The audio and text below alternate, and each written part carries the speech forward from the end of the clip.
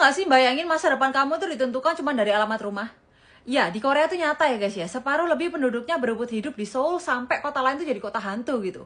Karena semua peluang dan masa depan cuman ada di Seoul, tekanan hidup di sana tuh jadi luar biasa beratnya guys. Harga rumah mahal, biaya hidup tinggi, persaingan gak ada habisnya gitu ya. Jadi nggak heran banget kalau anak muda akhirnya memilih nggak menikah sama sekali gitu. Karena mereka merasa ya mustahil banget ya membangun keluarga di tengah tekanan seperti itu gitu. Buat gambaran kalian ya guys ya, wilayah Seoul dan sekitar cuma 12% dari luasan Korea Selatan guys ya, tapi menampung lebih dari 51% total penduduk. Bayangin tuh. Dan bukan cuma soal masa ramainya guys, tapi semua kesempatan kerja, sekolah, bahkan masa depan bener-bener tersedot ke satu kota, yaitu Seoul. Mungkin ada beberapa dari kalian yang mikir kayak, kan Jakarta juga padat gitu ya. Tapi guys ya, bedanya itu kalau di Indonesia orang masih bisa sukses dari kota lain gitu. Misalnya kayak Surabaya, Bandung, Medan, Makassar, Bali gitu ya. Peluangnya itu masih tersebar di banyak kota gitu loh. Tapi kalau di Korea, semua jalan menuju masa depan tuh cuman ada di Seoul gitu. Itulah kenapa fenomena Republik Seoul itu jauh lebih parah daripada kasus di Jakarta. Kalian tahu nggak, setiap tahun itu ada ratusan ribu anak muda Korea yang rela ninggalin kampung halamannya cuma demi satu tujuan, yaitu ngejar mimpi ke Seoul dan di sekitarnya Seoul itu guys.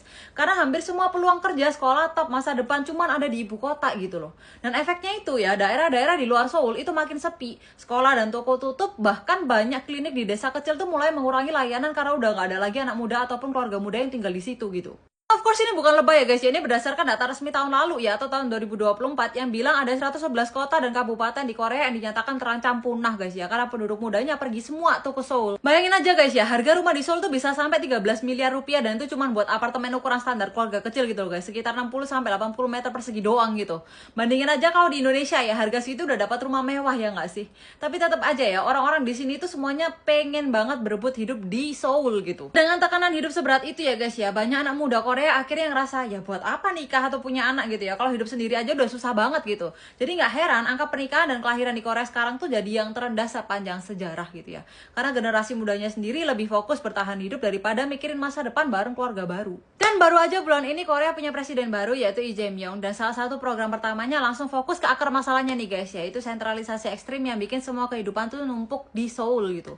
Dia udah mulai berani ya pindahin kantor presiden dan parlemen ke Sejong, biar pusat kekuasaannya tuh nggak cuma di satu kota gitu. Karena sebenarnya sentralisasi inilah yang bikin tekanan hidup itu makin gila dan jadi alasan kenapa makin sedikit orang Korea yang mau nikah dan punya anak gitu loh. Nah, menurut kalian nih guys ya, kalau fenomena kayak gini terjadi di Indonesia, apa solusi paling masuk akal biar semua daerah tetap hidup?